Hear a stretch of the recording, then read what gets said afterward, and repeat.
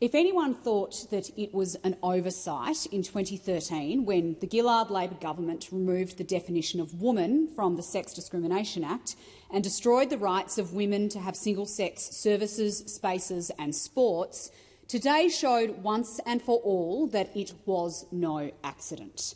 Not only did the Labor Party deliberately turn the act designed to protect women into one designed to punish women, today they teamed up with the Greens to block any possibility in this parliament of fixing the act to protect women. Mr Albanese, as the leader of the Labor Party, and Mr Adam Bandt, as the leader of the Greens, are dictating to 13 million Australian women and girls that we are not allowed to have single-sex services or spaces. They are dictating that a woman elected to this parliament is not even allowed to introduce a bill that attempts to restore the rights that women and girls used to have under the Sex Discrimination Act. In the 2022 election campaign, Anthony Albanese was asked directly what a woman is. His answer at the time was delivered promptly and correctly: an adult female. When he was seeking the vote of women, he unequivocally said that a woman is an adult female. But today, his government, along with the Greens, blocked the introduction of a bill that attempted to confirm in law that a woman is a member of the female sex. They claimed it was dangerous for the parliament to even be able to debate a bill which would have clarified exactly the same position that the Prime Minister himself pretended to agree with 2 years ago. I have been trying for years to warn that this Act, the Sex Discrimination Act, is broken.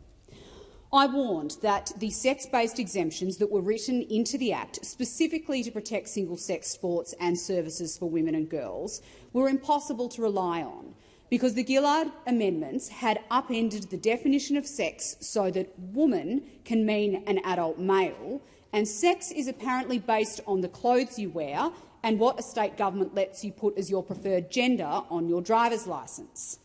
But people like the Prime Minister and smug, condescending left-wing men around this country said no, ignore her. She doesn't know what she's talking about, and it's not important anyway. Now, in the Tickle versus Giggle case, we have seen a court in this country confirm that it is exactly how I said it is. We saw the Human Rights Commission and the Federal Court say that human beings can change their sex, and your sex is determined not by your biology, but by the clothes you wear and how you identify. And the result was that a woman has been punished and fined for operating a single-sex app for women and trying to stop a man from intruding into it. For years after the Gillard government removed the rights of Australian women and girls to single-sex sports and spaces, Labor was still pretending that this wasn't the case. When I presented the Save Women's Sports Bill to the Senate, a bill to make sure that offering single-sex female sport couldn't be found to be unlawful, the Prime Minister claimed that it wasn't necessary because there was already an exemption for single-sex sport.